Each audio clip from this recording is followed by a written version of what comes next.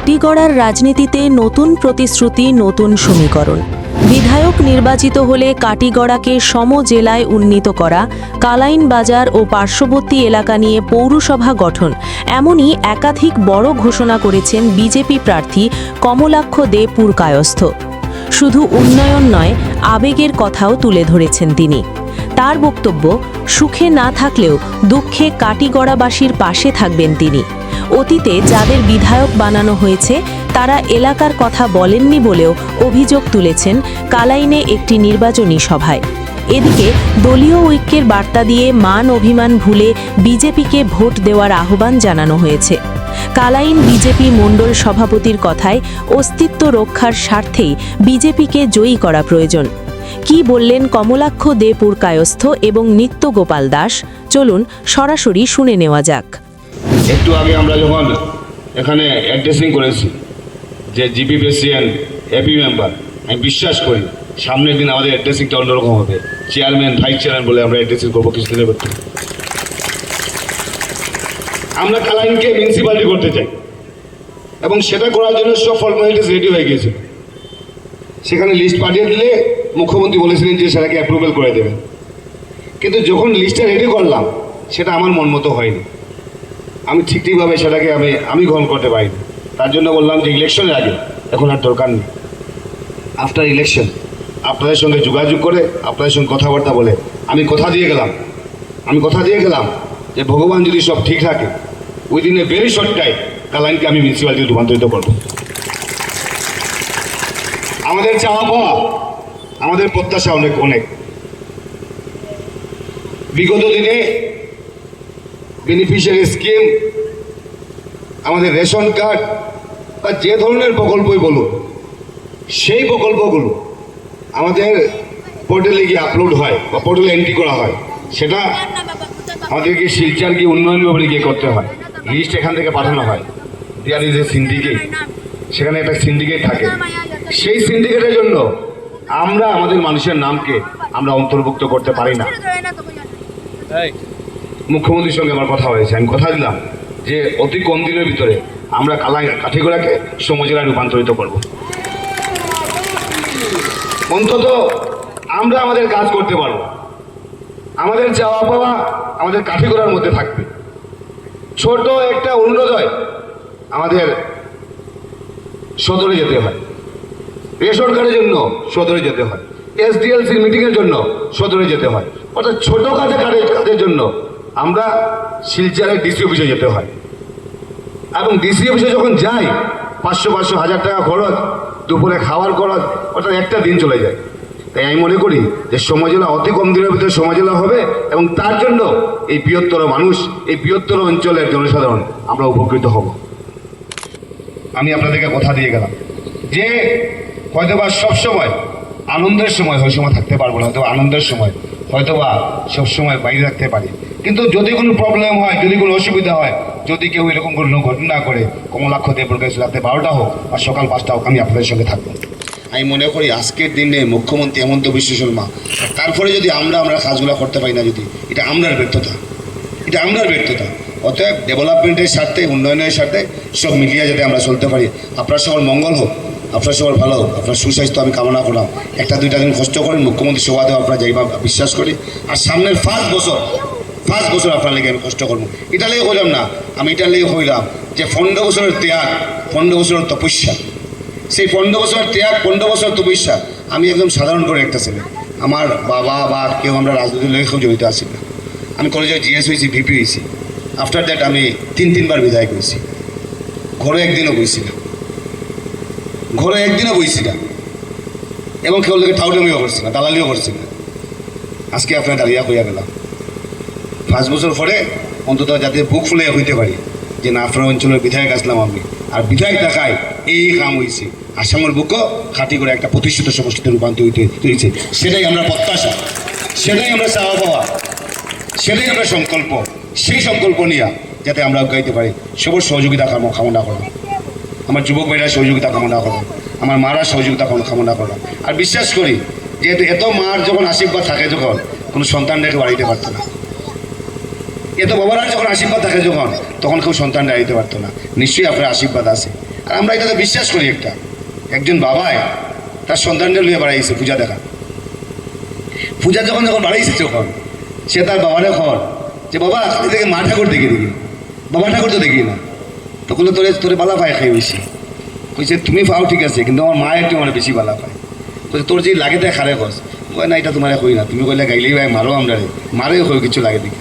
আমরা চাওয়া পাওয়া আমরা মার কাছে, আমরা প্রত্যাশা আমরা মার কাছে। সেটাই ভারতীয় সংস্কৃতি, সেটাই ভারতীয় সভ্যতা। সেই স্বাভিমানের উপরে কেউ যদি আমরা আঘাত করে না। পরপর প্রতিকূল পরিস্থিতির মধ্যে উনি মোদি হওয়া, হিমন্ত বিশ্ব শর্মার হওয়া, এর মধ্যেও উনি প্রতিকূল পরিস্থিতি সম্পূর্ণ কাছাড়ে ভারতীয় জনতা পার্টি জয়ী হয়েছে, কিন্তু করিমগঞ্জের কংগ্রেস থেকে উনি বিজয় লাভ করেন। ওনার মধ্যে একটা চিন্তাধারা আছে সনাতন ধর্মের প্রতি, একটা আস্থা আছে সনাতন ধর্মের প্রতি। সেটা আমরা লক্ষ্য করেছি 2012 ইংরেজির জুলাই মাসে রুমিনাথের সাথে যে গন্ডগোল নক্ষত্র হোটেলের সামনে হয়েছিল, সেটার প্রতিবাদ করতে গিয়ে আমাদের বর্তমান করিমগঞ্জের এমএলএ পদপ্রার্থী সুব্রত ভট্টাচার্য মহাশয়, সে সময় ডিস্ট্রিক্ট সভাপতি ছিলেন করিমগঞ্জের, উনি রুমিনাথকে গিয়ে কিছু সমর্থক নিয়ে রুমিনাথকে জিজ্ঞাসা করেছিলেন, কেন তুমি ধর্ম বদলি করেছো? তুমি ভারতীয় জনতা পার্টির এমএলএ ছিলে, কেন তুমি লাভ জিহাদের শিকার হলে? সেই কথা বলার সময় রুমিনাথের সমর্থক এবং সুব্রত ভট্টাচার্যের সমর্থকদের মধ্যে একটা লড়াই হয়েছিল। সেই লড়াইয়ের সময় যেহেতু কেন্দ্রে এবং রাজ্যে কংগ্রেসের সরকার ছিল, সুব্রত ভট্টাচার্যের উপর অনেক মামলা হয়েছে, সুব্রত ভট্টাচার্যকে করিমগঞ্জ ছাড়তে হয়েছে। সেই সময় কংগ্রেস সরকারের থাকা অবস্থায় বিধায়ক কমলাক্ষ দেবুরকাইস্ত 20 ফুটে ওনার নিজ বাসভবনে সুব্রত ভট্টাচার্যকে জায়গা দিয়েছিলেন এবং প্রশাসনিক যত ধরনের সাহায্য উনি করেছিলেন। সেই সময় থেকে ওনার যে সনাতন ধর্মের প্রতি যে একটা আস্থা বা একটা দুর্বলতা আছে, সেটা তিনি কংগ্রেসের থেকে হয়তো প্রকাশ করতে পারেননি, সেটা তিনি সেই সময়ে আমাদেরকে ইঙ্গিত দিয়েছিলেন যে সনাতন ধর্মের প্রতি ওনার একটা আস্থা আছে, উনি কংগ্রেস করতে পারেন। এক সময় অটল বিহারী বাজপেয়ীকে একজন বলেছিল, আমাদের ভারতীয় জনতা পার্টির কংগ্রেসের নেতা অটল বিহারী বাজপেয়ীকে দেখে বলেছিলেন, वाजपेयी जी तो बहुत अच्छा लीडर है, लेकिन वाजपेयी जी जिस पार्टी में है वो पार्टी बहुत खराब है, वाजपेयी जी का पार्टी ठीक नहीं है, ऐसा बोला है। तो आज हम लोग ये बोलते हैं जो कमलाक्ष देवपुरकाश तो बहुत अच्छा है, लेकिन वो जिस पार्टी में था वो पार्टी बहुत खराब थी। आज वो भारतीय जनता पार्टी में शामिल हुआ, हम लोग का विचारधारा में शामिल हुआ, हमारे पार्टी उनी एसेছেন, तो আমরা ওনাকে স্বাগত জানাই।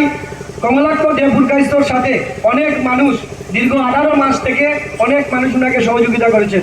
আমরা ভারতীয় জনতা পার্টির কোনো কর্মকর্তা সরাসরি ওনার সাথে আমরা যাইনি, আমাদেরকে নির্দেশ দেওয়া হয়েছিল, আমরাও নির্দেশ দিয়েছিলাম, যেহেতু উনি দলের জয়েন করেননি, উনি দলের সরকারকে সমর্থন করছেন, কিন্তু ভারতীয় জনতা পার্টিতে উনি আসেননি, কোনো প্রার্থীর পিছে আমাদের মানুষ কেউ যেতে পারবে না। তাই আমাদের সেই নির্দেশ দিল। গত 5 মার্চ উনি ভারতীয় জনতা পার্টিতে জয়েন করেছেন এবং হিমন্ত বিশ্ব শর্মা সবসময় কাঠিগড়া অঞ্চলের কথা বলে থাকেন। তাই সেই কাঠিগড়া অঞ্চলের জন্য অনেক ধরনের সার্ভে, অনেক ধরনের কাজ করে, চিন্তাধারা করে ওনাকে ভারতীয় জনতা পার্টির প্রার্থী করা হয়েছে। 6 জন প্রার্থীর তো দাবি করেছিল, টিকিট চেয়েছিল, 6 জনের মধ্যে পার্টি সিদ্ধান্ত নিয়েছে যে আমরা কমলাক্ষ দেবপুরকাইস্তকে মনোনয়ন দেবে। মনোনয়ন দিয়েছে। 18 মাস থেকে কাঠিগড়ার মানুষের মনের মধ্যে একটা জায়গা করিয়া নিছেন। আমরা সংগঠনের মানুষ, আমরা যদি মনে করি আমরা সংগঠনের মালিক, অন্য কেউ লাগতো না, আমরাও সব বললিমু, এই মানসিকতা আমরা টাকা ঠিক হইতো না। নিজেরার মধ্যে কম্পিটিশন করতে গিয়া 2021-এর যাতে পুনরাবৃত্তি না ঘটে, কে কারে ছুটো দেখাইতাম সেই কম্পিটিশনও না গিয়া কমলাক্ষ দেবপুরকাইস্তরে সংগঠনে স্থান দিতে সময় লাগছে। 5 মার্চের পরে সংগঠনের মানুষ বইছে, কিন্তু দীর্ঘ 18 মাস অনেক মানুষ কমলাক্ষ দেবপুরকাইস্তর লগে সহযোগিতা আছিল। তারা যাতে মনে করে না আমরা বোধহয় এখন ভিজে পড়েছি, তখন তো সংগঠন আগে আই গেছে। সেই কম্পিটিশন আমরা এবং তোমরা করিয়া, আমরা যাতে আমরা তোমরা যাতা করলে পড়িয়া আমরা যাতে বিধায়করে হারাই না, আমরা বিপুল ভোটে জয়যুক্ত করিয়া, আমরা নিজেরা ক্যাপাসিটি দিয়া, আমরা কর্মক্ষমতা দেখাইয়া, বিধায়ক 15 বছরের বিধায়কের অনেক অভিজ্ঞতা আছে, যে বিধায়কে অনেক কিছু খেয়াল করব এবং অনেক কিছু দেখব। তো আমরা সেইগুলা দেখিয়া আমরা যাতে সেইভাবে কাজ করি, একত্রিতভাবে কাজ করি। আর নিজেরার মধ্যে কম্পিটিশনে যে 5-6 দিন সময় আছে, এটা যদি আমরা কমপ্লেন, নালিশ, মান অভিমান সবের গুছা ভাঙাইতে ভাঙাইতে যদি আমরা সময় জাগি, তো দলের মানুষের বাড়িয়ে বাড়িয়ে যাওয়া কোন সময় হইব। আর বিয়া লাগলে সব থেকে বেশি রাগ করেন আত্মীয় স্বজনে, বলে তার বাড়ি যাইলাম নাইও, তাই থেকে খালি বাইরে মানুষ লইয়া ব্যস্ত, আমরা গড়ও আইলাম 5 পয়সার দাম দিলা না। তো গড়ের নিজের মানুষ মনে করি অনেক সময় তাদের লগে কথা হয় না, যে বাইরে মানুষকে একটু সম্মান দেওয়া দিই, কিন্তু বুট হওয়ার পরে একটু মান অভিমানের সংখ্যা বাড়ে। তো এটা যাতে আমরা এবারের বুটে একটা নির্ণায়ক বুট করি, এবং আমরা যাতে সবে একত্রিত হইয়া 9 তারিখ যাতে আমরা সেন্টারও বিরোধী পক্ষের বুট যাতে পড়ে না, সেই ব্যবস্থা আমরা যাতে করি। মানুষের স্থানীয়ভাবে একটা সেন্টিমেন্ট থাকতে পারে বিভিন্ন কারণে, কিন্তু সেন্টিমেন্ট থাকলে হইতো না। বিধায়ক আমরা ভারতীয় জনতা পার্টির লাগবো, বিজেপি সরকার লাগবো, এবং কাঠিগড়া বিধানসভার কথা আসাম বিধানসভার যাইতে লাগবো। আমরা কাঠিগড়া দীর্ঘ স্বাধীনতার পরে আমরা 75 বছর থেকে আমরা বঞ্চনার শিকার, আমরা অনেক সমস্যা আছে, সেই সমস্যা সমাধানের মতো আমরা একজন যোগ্য এবং তরুণ তুর্কি বিধায়কের প্রয়োজন। আমার মনে হয় হিমন্ত বিশ্ব শর্মার যদি খুব ভালো সম্পর্ক, ভালো কেমিস্ট্রি, সেই কেমিস্ট্রিটা যদি কাজে লাগাইয়া আমরা যদি তাদের ইউজ করতে পারি, কাঠিগড়ার উন্নয়ন করতে পারি, আমরা এটাই আপনার কাছে প্রাপ্তি করব।